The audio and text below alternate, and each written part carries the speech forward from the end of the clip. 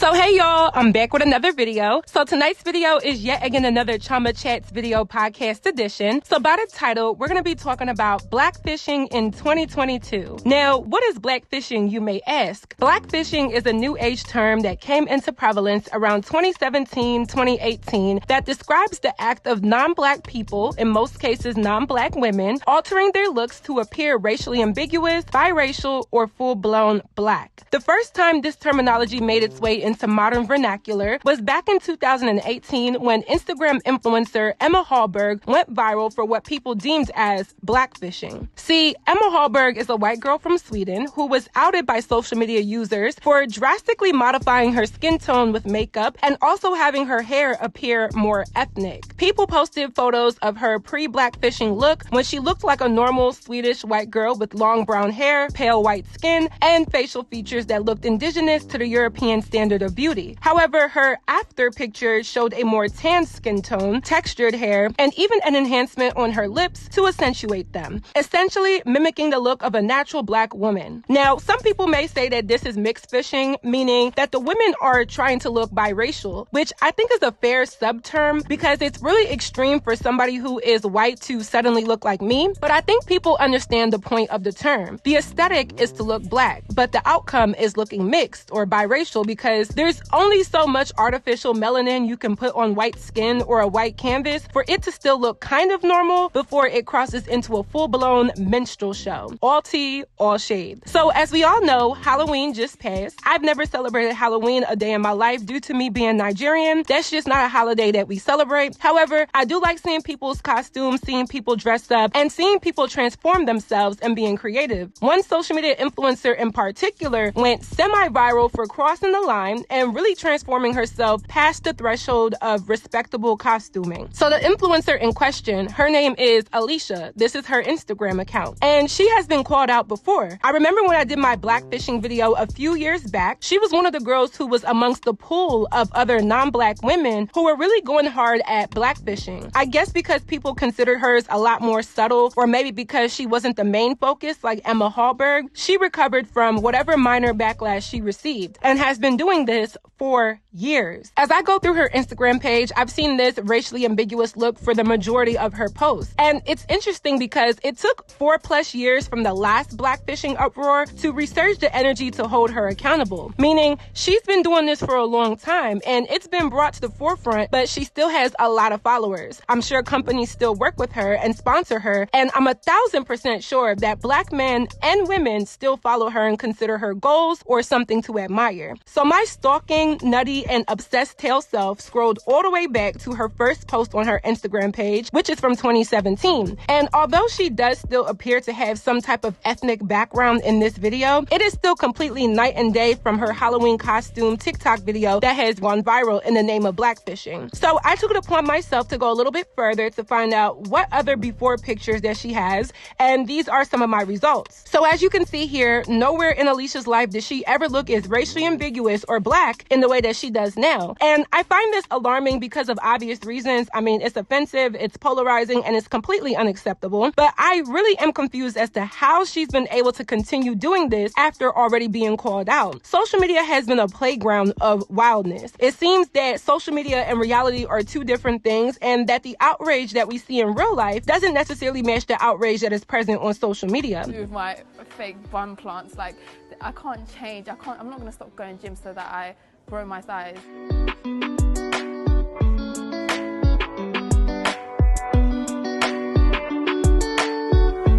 I'm not white, okay? I might be Polish, but I'm not white.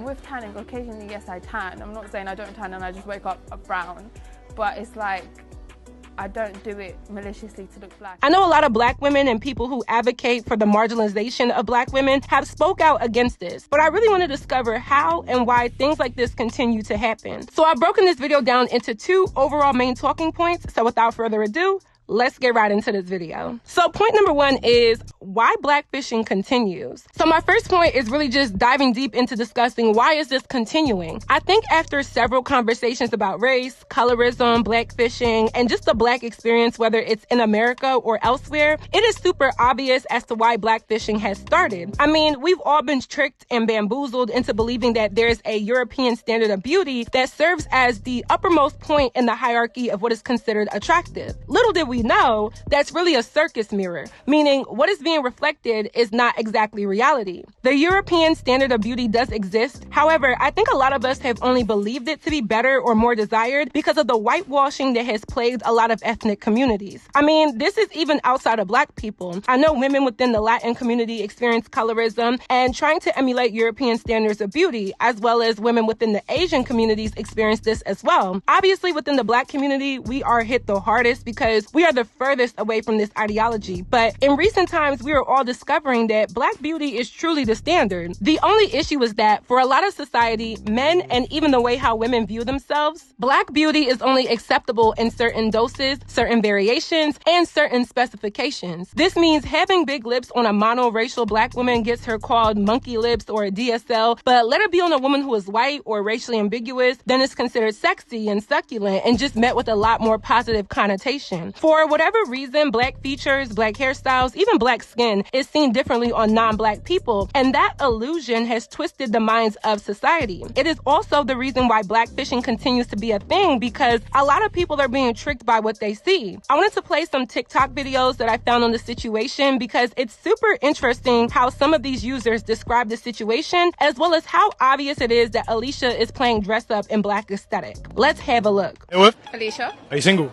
Yes. Do you find me attractive? No. When you look at her, what do you think she is? Most people would say mixed, some people would say Latina. She is 100% white. She is Polish.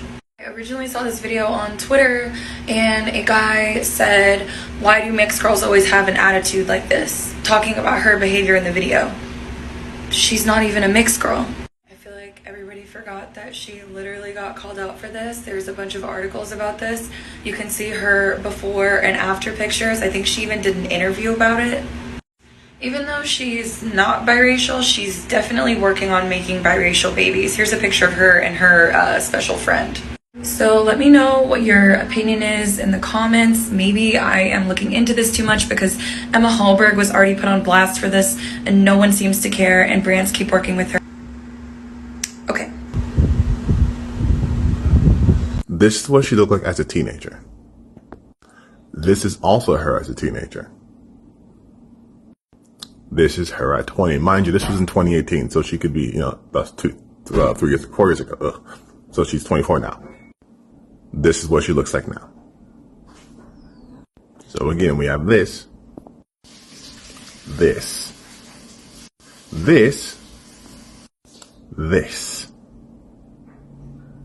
So, wow, shocker, a non-black girl pretending to be pure black. I am truly flabbergasted. Like, yeah, okay. This whole notion of blackfishing continues because black is the standard of beauty. The problem is a lot of black people just don't realize that. I think we've started to move in the right direction and pretty much trend upward in the appreciation of blackness, but we still have ways to go. But because of this lack of everybody being on the same page, there's a lot of white women who infiltrate this idea of obtaining black beauty just to be the standard of beauty, which has always really been black people. Nobody is saying that white girls can't tan. I went to an all-white school all my life, and I know that white girls love to tan. Nobody is saying that white girls can't get lip filler, although I think it's weird how I was teased for my fuller lips in middle school by white girls, and now in 2022, just about everybody is injecting their lips. But do as you please. However, what the issue is treating black features and the black aesthetic as a mockery for your own self-benefit without really having to bask in all of the issues that come with being a black woman. And being a black woman is good and bad. The good is, I think black women are talented, beautiful, driven, and have the natural inclination to protect and provide for everyone around them. The bad thing is, with all of those positivities, we are not appreciated for it, and we receive the short end of the stick for everything that we do. This is in the job market within hiring practices. This is in our own social connotation of being seen as ghetto or ratchet. And this is especially congruent to the fact that black features are attractive, but unattractive at the same time. I wanted to reference an article that I found about Emma Hallberg, who, like I said, was the main perpetrator of blackfishing back in 2018. It says, every Instagram influencer is only as good as her brand, and Emma Hallberg's trademark is her glow. Though the looks change and seldom, if ever, repeat, every photo spotlights a certain shine found on Hallberg's cheeks, nose,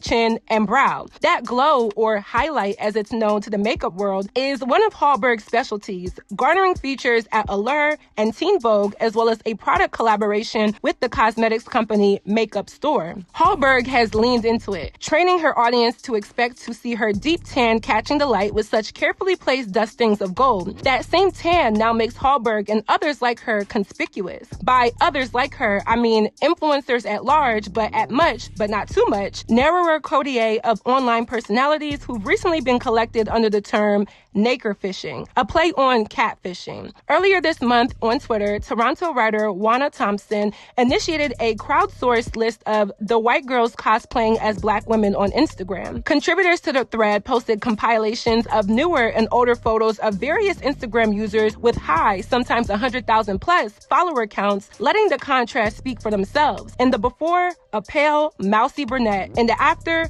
brown skin, 3C curls, or dreadlocks, or box braids, or Bantu knots, or a wet and wavy wig, and hood fashion to match. Though Hallberg was far from the only user named, she has become the face of what the media has more palatably called blackfishing. Hallberg's before image shows her smiling at the camera with a white top and black jacket, tan but not bronze, her face slightly ruddy in the sun. In the after photo, she appears tanner with large gold hoop earrings, wavier hair, and a thick coat of gloss accentuating her lips. Now, one thing I took away from this article is that Emma clearly is monetizing this look. She's worked with huge makeup brands. Her social media presence has grown tremendously since she's been called out for blackfishing. And because of many reasons, it continues for her. I think the number one reason is that black people as a whole, not just men and not just women, as a whole, have hatred for themselves. I know it's not everybody, and I know it's not even the masses, but we have been ingrained to have a distaste for our features. I did a video on Glorilla a few months ago as people were encouraging her to get a BBL. People were making fun of her wide nose, people were making fun of her eyes being farther apart, but those features, though not all synonymous with being black, appear naturally on black women, and she gets dragged for it. However, these non-black girls can use the same features and monetize it, and that's why it continues. It's marketable. The whole entire world has made black marketable. Black features, black hair, black fashion, black talent, black music has been put on a riveting platform for everybody's consumption. Now, to an extent, I do believe in gatekeeping. I think you can share cultures, but when it becomes offensive and when there's disparities in how somebody can profit off of it or be championed in it, that's my issue. But this issue continues because there is a lack of appreciation from black people for being black. That's why I talk about colorism a lot. That's why I talk about race relations. And that's why I keep the conversations as honest as possible, because the more you know, the better you're going to do. There's a lot of blackfishing social media influencers that haven't even been discovered yet because we really don't even realize that they're blackfishing. We've conditioned ourselves to believe that biracial represents black, which it doesn't. I don't mean to offend people when I say being someone who has one white parent and one black parent doesn't make you black, but I'm just being real, because if we're going to consider that black, then the monoracial black women are going to get overlooked and seemingly extinct. And that's exactly what's happening now. And honestly, it's going to continue to happen because there's not enough energy or repercussions for people who perpetrate blackness and use it for their personal gain. In some cases, people can consider this a hate crime. Both Emma Hallberg and Alicia are still doing this 4 years later. And until black people collectively take more pride in their blackness, unfortunately, this is going to continue. Now, my second and final point are, what are the effects? I truly believe the effects of blackfishing are overall detrimental for obvious reasons. One being it is offensive to black women who naturally possess all of these features and hairstyles and skin shades that are denominations of the black race. The second reason being that it has convoluted what it means to be a black woman. And I think that's the most offensive and alarming effect, because if the majority of society is viewing black women in a format that doesn't truly represent them, then what do we make of, or what do we call actual black women? The idea of blackfishing is going to cause the image of black women to shift away from what it naturally is and give off an inauthentic representation representation that isn't fair to Black women. And if Black women were appreciated for how they are naturally, not just by non-Black people, but by Black people themselves, this wouldn't be happening. I don't think wearing wigs or weaves takes away from your Blackness. A hairstyle really could never take away from your Blackness. However, when your skin tone and your features that make you appear to be a part of a certain race are being mimicked for the petty sake of vanity, it's going to confuse people. And there's going to be a shift if nothing is done about it. It may not mean nothing now, or it may just be surface level now, but when people are considering mixed/biracial people Black, then white people appearing mixed, which is kind of easy for them to do, is going to make people think that's what Black is when it's not. I'm all for preservation and gatekeeping, like I said, as long as it's reasonable and doesn't hurt or offend anybody in the process. But the gatekeeping of a skin tone is almost hard to do now because it has been super accessible for non-Black people who want to look more tan to do so. There is a drug. It is an injection called Melanotan 1 and 2. Essentially what it is an injectable skin tanner. Now, I'm not even sure why this is even a drug. I'm not sure if it was formulated for cosmetic purposes or for actual medical purposes. But according to Google, it says tanning injections come in two forms, Melanotan 1 and Melanotan 2. Both types of injections work by replicating alpha melanocyte stimulating hormones in your body. This hormone binds to melanocortin receptors and stimulates the production of the pigment melanin in your skin cells. So that was a whole bunch of medical terminology that I really don't understand. Any doctors or nurses or dermatologists that are watching, please and dissect and define what all of that means. But essentially, it's an injection that can keep you darker looking for a longer period of time. And there's a lot of people who do this. I know Kim Kardashian and her sisters get injectable tans, allegedly, and we've seen viral stories about people using this drug. And you may ask yourself, why would somebody do this? And it could be because they are pale and want to be a little bit tanner without having to go directly in the sun. It could be because they genuinely think that they look better with a little bit more melanin. But I think the reality is the standard of beauty in women leans more towards the natural appeal, appearance, and aesthetic of a Black woman. But nobody wants to admit this because for whatever reason, nobody likes when Black women are right. Nobody likes when we achieve. Nobody likes when we have confidence. And nobody likes when we are actually desired by the men who people desire. And Black men are all the rave. And I don't even want to say right now, but really right now. The amount of fetishization there is for Black men is off the charts. And the whole world can see that. I mean, hip hop is very big and super visible to a global spectrum. And it's led directly by Black men.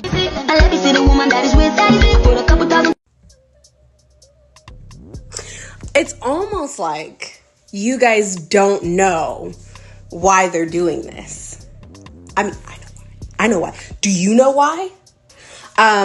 Because I think they figured out that Black men are naturally attracted to Black women, but Black women hold Black men accountable for their actions, and they don't like that. So they're finding Black features in non-Black women. And y'all are just eating it out.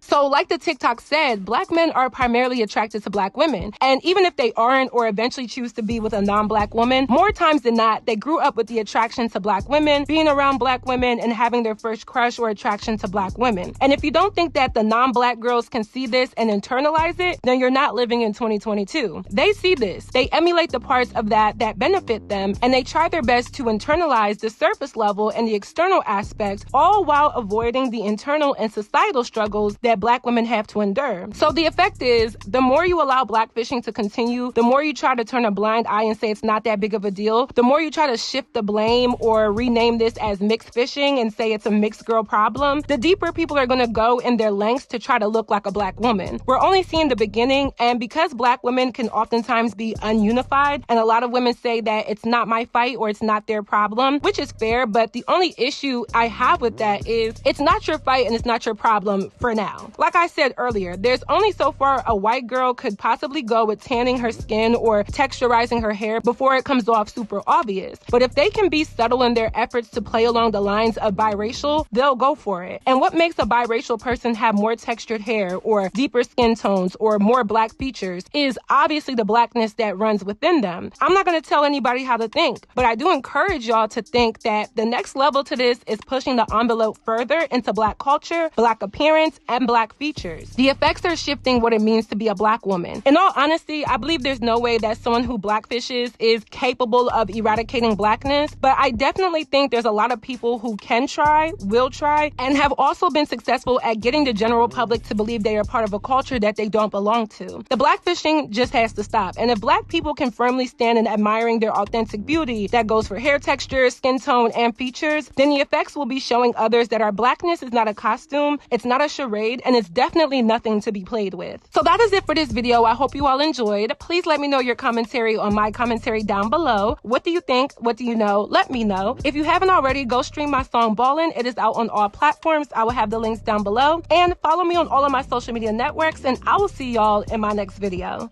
Bye, y'all. Making money with me. One time.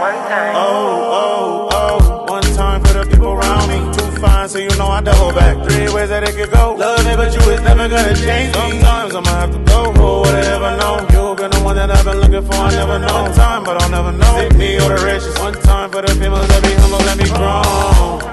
One time for the melanin girls, skin popping in the sun. Let me hear you one time. Baby, let me hear you one time. Yeah. One time for the African girls, and you know we get it done. Let me hear you one time. Ladies, let me hear you one time. Yeah. One shot, 2 shot, come on, baby, come on. Put your hands to the top, come on, ladies, come on. Skin popping in the sun, come on, baby, come on. Brown girl, you the one, and they know we get on. One shot, 2 shot, come on, baby, come on. Put your hands to the top, come on, ladies, come on. Skin popping in the sun, come on, baby, come on. Brown girl, you the one, and they know we get on. And I rock to the beat, oh yeah. And I bounce on the beat, oh yeah. I make a shake on the beat, oh yeah. Now come on, dance with me, oh yeah. And I rock to the beat, oh yeah. And I bounce on the beat, oh yeah. I make a shake on the beat, oh yeah. Now come on, dance with me one time for my African girls.